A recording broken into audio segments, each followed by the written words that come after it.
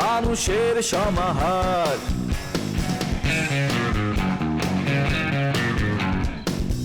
ভেতর আর বাহিরে চলছে উৎসব অপেক্ষার। এই শহরের হাজারো বাড়ির মতো নিয়ে হাসি কান্নার গল্প যত। এই শহরের হাজারো বাড়ির মতো নিয়ে হাসি কান্নার গল্প যত।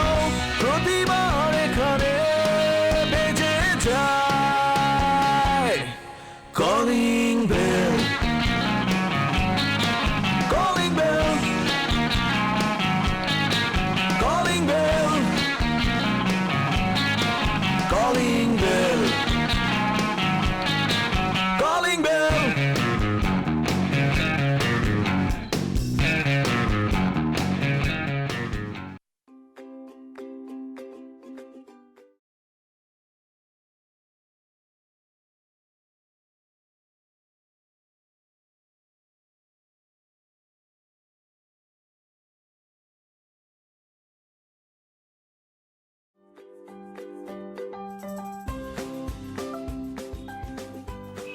ও পড়ার বই পড়ছিস? মানে বিকালবেলা তুই পড়তে বসেছিস?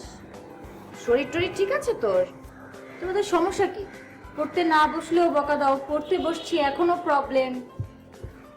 না, এই সময়টা তো তোর টিভি দেখার সময়। হয়তো টিভি দেখিস, না হলে বারান্দায় ঘোরাঘুরি করিস, উকি ঝুঁকি মারিস, না হলে চ্যাট করতে থাকিস, না হলে গেম খেলতে থাকিস।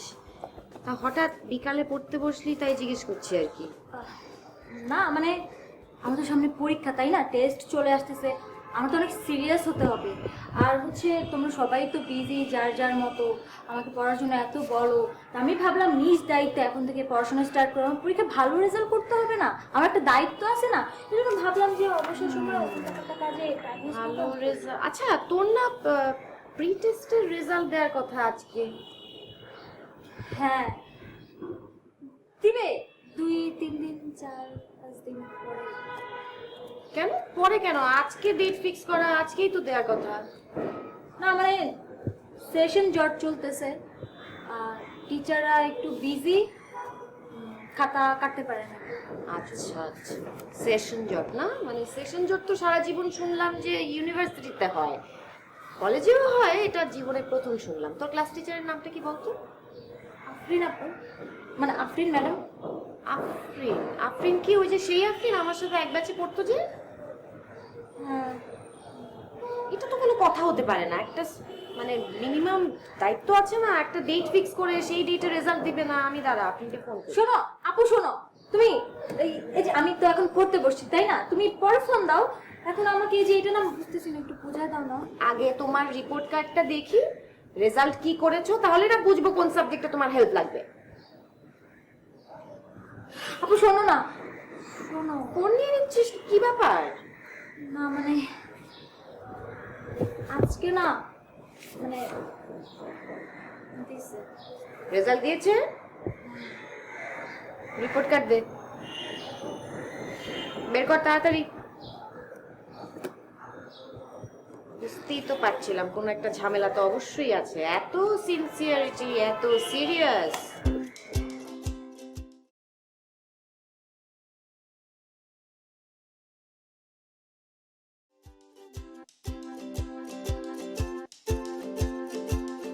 তিন সাবজেক্টে ফেল? ইংরেজি, ম্যানেজমেন্ট, অ্যাকাউন্টিং, মানে মেজর তিনটা সাবজেক্টে তুই ফেল করেছিস। তুই ভাবছিস তুই টেস্টে ভালো রেজাল্ট করবি? তোকে তো টেস্টে বসতেই দেবে না। হ্যাঁ, প্রি টেস্টে পাস না করলে টেস্টে বসতে দেয় নাকি? আশ্চর্য কথা, তিনটা সাবজেক্টে তুই কি বুঝে তুই ফেল করলি? তোকে প্রত্যেকদিন কোচিং এ দিয়ে আসা হচ্ছে না? হ্যাঁ, বাংলায় পাস। ও বাংলায় পাস করেছো, একেবারে আমাকে উদ্ধার করে ফেলেছো তুমি, তাই না? আশ্চর্য কথা। এই আমার পেটে ব্যথা, আমি ওয়াশরুম থেকে একটু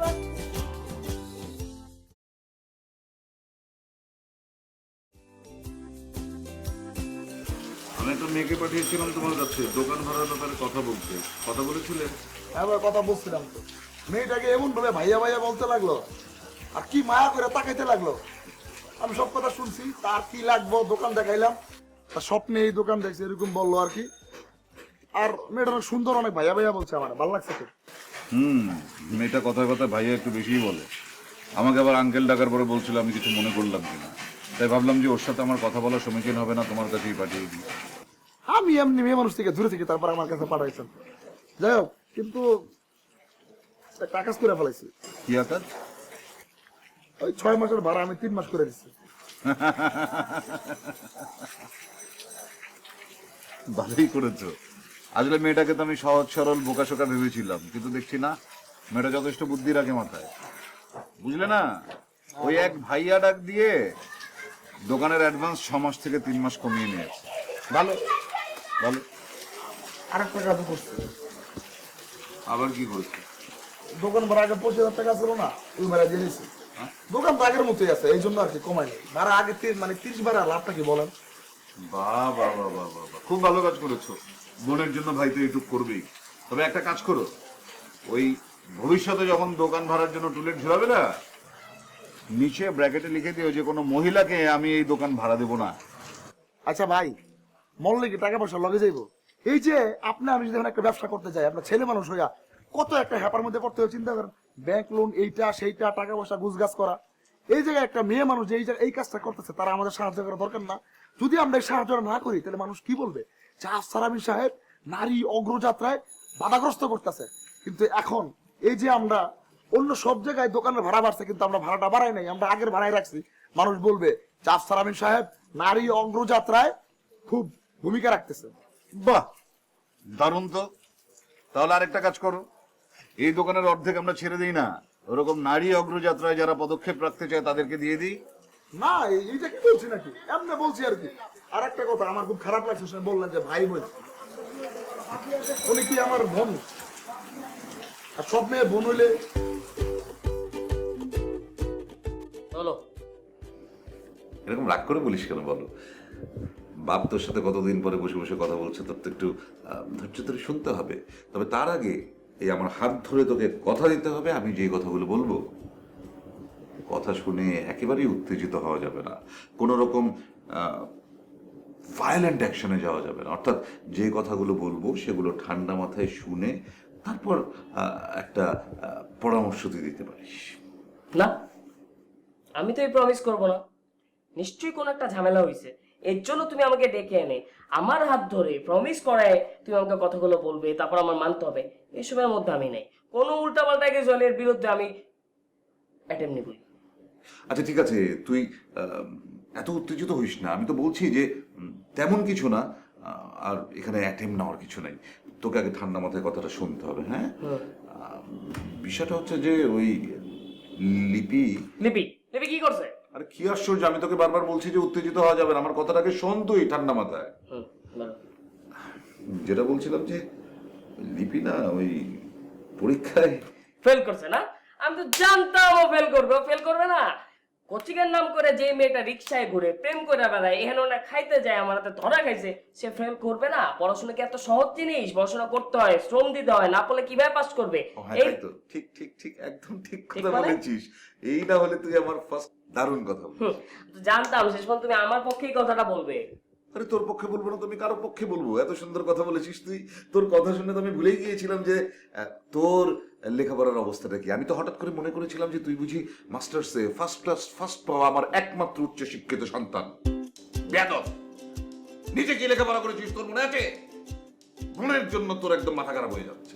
না মানে ছেলেদের একটু অল্প পড়ালেখা করলে তো কিছু হবে না, মেয়েদের তো একটু বেশি পড়ালেখা করতে হবে। তাছাড়া লিপির বিয়ে দিতে হবে না? ও সিভিটা তো লাগবে, কোয়ালিফিকেশন গুলা, এডুকেশনাল ব্যাকগ্রাউন্ড গুলা। এক্স্যাক্টলি, তাছাড়া তো ছেলেরা ওকে পছন্দই করবে না। পছন্দই করবে না। একটা মেয়ের উচ্চ শিক্ষিত হওয়া বাঞ্ছনীয় তার বিবাহের প্রয়োজনে, তাই না? আর ছেলেদের তো লেখাপড়া না শিখলেও চলে, কারণ রিক্সাওয়ালা বা ঠেলা চালানোর জন্য খুব একটা উচ্চ শিক্ষিত না হলেও চলবে। তুই পারবি পারবি পারবি। তুমি আমাকে হেও করতেছো, আন্ডারস্টিমেট করতেছো, আমাকে না না না, পাত্তা দিচ্ছ না, নেগলেক্ট করতেছো। তোমাকে একটা কথা বলে দিই, তোমার এই ছেলে হয়েছে হিডেন ডায়মন্ড। এই যখন এই ডায়মন্ডটা বের হবে, এমন আলোকিত হবে, তোমার এই ছেলে, এই আমি একদিন এত উপরে উঠবো, তুমি সবাইকে আমাকে নিয়ে গর্ব করবে। এই কথাটা আমি তোমাকে হাত ধরে প্রমিস করে বলতে পারি।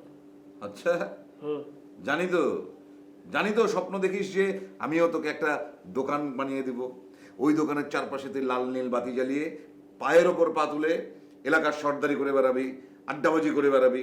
এর বাইরে তুই আর কি করবি আমাকে বল? এসব উল্টাপাল্টা কথা বলো না, যথেষ্ট চান না।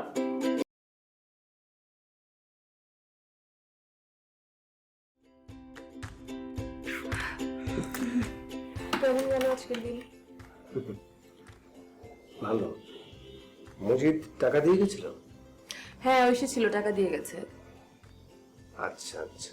ও দিয়ে গেছে 30,000 টাকা সংসার খরচ, আর কিছু দেয়নি? আর দিয়েছে 20,000 টাকা, যেটা বলেছে তোমার হাত খরচ। হ্যাঁ, হাত খরচ মানে কি ব্যক্তিগত খরচ, সেটা গত মাসে 10,000 টাকা ছিল, এখন 20,000 টাকা, যেটা এখন আমরা দুজন। ও, তার মানে এখান থেকে 10,000 টাকা আমার টাকা। এখান থেকে দুটো 10,000 টাকাই তোমার। এখন তো আর আমার বলে কোনো কথা নেই, সবই আমাদের। কিন্তু আমি না একটা ব্যাপার বুঝতে পারছি না, মানে এই যে সংসার খরচ 30,000 টাকা, এটা পুরোটাই তোমাকে দিতে হয় কেন? বুঝলাম না, আমাকে মানে? মানে তুমি একা কেন? ভাইয়া, ইসহাক এরাও তো এখানে জয়েন্ট কাজ করে, তাদের না দিয়ে শুধু তুমি? দেখো পারুল, আমাদের পারিবারিক একটা সিস্টেম আছে। আমাদের সমস্ত ব্যবসা, আমাদের লাভ লোকসান আমিন এন্ড গঙ্গের নামে। আমাদের যা কিছু হয় সব আমিন এন্ড গং থেকে হয়, সেখান থেকে টাকাটা সংসারের খরচের জন্য দেওয়া হয়। বাকি যে 10,000 টাকাটা দেওয়া হয় সেটা হচ্ছে প্রত্যেকের ব্যক্তিগত খরচ। এটা একটা আমাদের পারিবারিক সিস্টেম, এটা আমাদের বলতে পারো একটি বংশ পরম্পরায় আমরা এটা মেনটেন করছি। আমি এটা বুঝতে পারছি, কিন্তু আমার কথা, তুমি একা কেন? ভাইয়া ভালো আর্নিং করে, তুমি করো, দুজন মিলে কন্ট্রিবিউট করো, কিন্তু ইসহাক কেন কোনো কন্ট্রিবিউট করে না? ও সারাটাক্ষণ কি করে বলো? বাসায় থাকে, কাজের কাজ কিছু না, এই তো চলে। আর তুমি যে সকাল থেকে রাত পর্যন্ত কষ্ট করেই যাও, এদিকে কন্ট্রিবিউশনটা ফুল তোমার। কেন এরকম কেন? এটা কি সিস্টেম? দেখো, ইসাক হচ্ছে একটা বাচ্চা ছেলে, এখনো তার ওরকম বয়স হয়নি যে সরাসরি সে কন্ট্রিবিউট করবে সংসারে। আর তাছাড়া সংসারে যে কন্ট্রিবিউশনটা হয় সেটা তো কোনো ব্যক্তিগত না। তোমাকে বলেছি এটা আমাদের আমিন এন্ড গঙ্গের নামেই পুরো ব্যবসাটা, সমস্ত হিসাব নিকাশ, লাভ লোকসান মজিদ খেয়াল রাখে, সেখান থেকেই আমাদের সংসারে কন্ট্রিবিউট করা হয়। সেটা নিয়ে তো ওয়ারিড হওয়ার কিছু নেই। কি রাগ করেছ? তুমি সেভিংসটা চাচ্ছ, তাই না? একটা লাইফের সিকিউরিটি চাচ্ছ। সেটা শুধু তোমার আমার না, আমরা পুরো পরিবারের একটা সিকিউরিটি চাই। আমরা সবাই মিলে একসাথে সুন্দরভাবে আমরা আমাদের জীবনটা কাটাবো। দেখো, আমি আসার আগে তোমার পরিবার তোমার সাথে ছিল, তারাই সবচেয়ে আপন ছিল, এখনো তারা আপন, তবে সবচেয়ে আগে আমি, আমাদের ভবিষ্যৎ। ওই আপু, তাদের প্লেট দাও।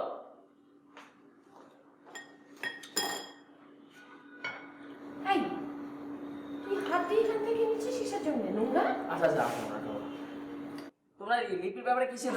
এত জোরে কথা বলিস কেন? রাত হয়েছে না? ও হ্যাঁ, তাই তো। তোমরা লিপির ব্যাপারে কি সিদ্ধান্ত নিলা? সিদ্ধান্ত নেওয়া হচ্ছে, খুব শিগগিরই জানতে পারবি। এত দেরি করার তো কিছু দেখতেছি না। আগে ওরা ডাইকা দুটা বাড়ি দাও, সিদ্ধান্তটা নিয়ে আসো। তোর সমস্যাটা কি বলতো? কেন? কথার আগে সবসময় তোর হাত চলে, আর একটা মেয়ের গায়ে হাত তোলে, এটা তো খুব অশোভন একটা ব্যাপার। আমি তোমার একটা কথা বলি, রাস্তাঘাটে গাছে গাছে অনেক পোস্টার আছে, টিউটার দিচ্ছি, ওর একটা ফোন দাও, আয়না বহায় দাও, পড়তে ও তাড়াতাড়ি সবকিছু ভালো হয়ে যাবে। অবুঝের মতো কথা বলিস না তো। পড়ালেখা খুবই সেনসিটিভ একটা ইস্যু। এটা এভাবে গাছের থেকে কোন পোস্টারে কার নাম্বার আছে সেখান দিয়ে আমি তাকে ফোন করে বললাম আমার বোনকে এসে পড়িয়ে যান, এটা তো কোনো ওয়ে হতে পারে না। তাছাড়া একটা অচেনা লোককে কেন আমি বাসায় ডেকে নিয়ে আসবো? তাহলে তুমি তো টিচার, তুমি এটা ম্যানেজ করো না। এক্স্যাক্টলি, যেহেতু আমি টিচার, আমার বোনকে কে পড়াবে সেটা আমি ঠিক করব, তার যোগ্যতা আছে কিনা সেটা যাচাই বাছাই আমি করব। তোমাকে সেটা নিয়ে টেনশন করতে হবে না। তাড়াতাড়ি খেয়ে আমাকে উদ্ধার করো, মেয়ে অনেক রাত হয়ে গেছে।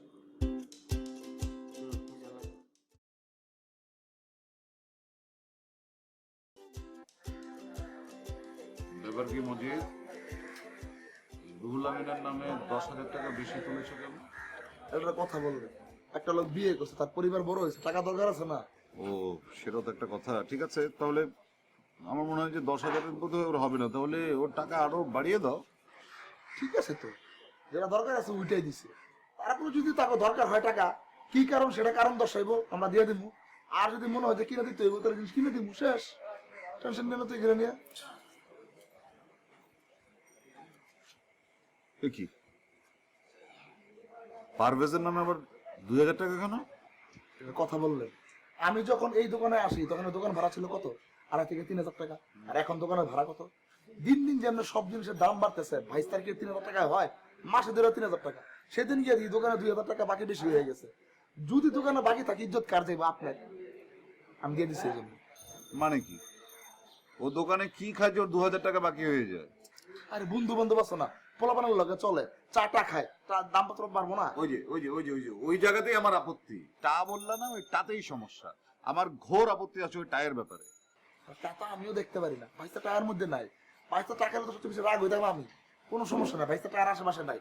22 একটু সর্দার মানুষ, সর্দারি করে, বলছেন না, পোলাপানের চা নাস্তা খাওয়ায়, খরচ বেশি হয়। টেনশন নেন একদম।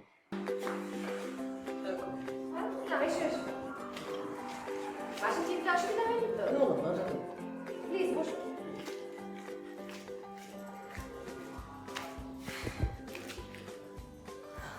তোমার উপর কিন্তু আমি অনেক গুরু দায়িত্ব দিচ্ছি, হ্যাঁ? তারা তোমার ছাত্রীকে দেখি। লিপি, এই যে এদিকে।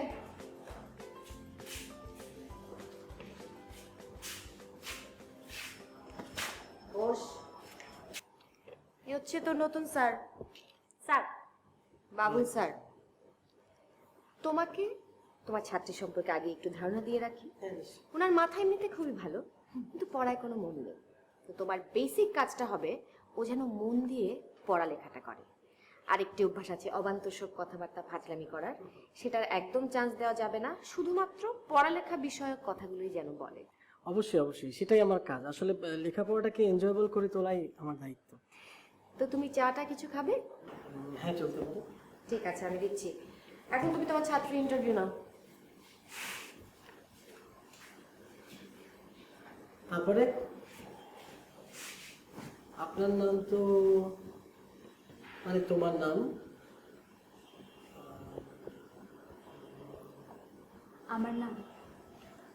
আমার নাম হচ্ছে লিপস, লিপস? মানে লিপি। ও হ্যাঁ, লিপি। শিলাপা বলেছিলেন। আচ্ছা লিপি, আপনার মানে তোমার কোন কোন সাবজেক্টে দুর্বলতা আমাকে একটু বলো। আমার সব বিষয় দুর্বলতা। সব সাবজেক্টে দুর্বলতা? মানে এমন কি কোনো বিষয় নেই যেটাকে তুমি অনেক এনজয় করো, ভালো লাগে, এমন কিছু নেই? আমার তো এই দুনিয়ার প্রতি কোনো আগ্রহ নেই। বলো কি, দুনিয়াদারি ভালো লাগে না? কি, কেমন বুঝলে তোমার স্টুডেন্টকে? Yes, she is quite good and sharp, I think. যা তো চাটা গুলো কিনা দেখতে। সুন্দর করে ঢেলে নিয়ে আসবি। চায়ের চারপাশটা মুছে নিস। আমার তো মনে হচ্ছে যে ওর আসলে মানে আগ্রহটা না তৈরি করে দিতে হবে। আমার যতটুকু মনে হলো, মানে জাস্ট একটু প্রস্ফুটিত করে দেওয়া আর কি। আচ্ছা বাদ দেন, আপনার নতুন ভার্সিটি কেমন চলছে বলুন? ভালো, একটু প্রেশার বেশি।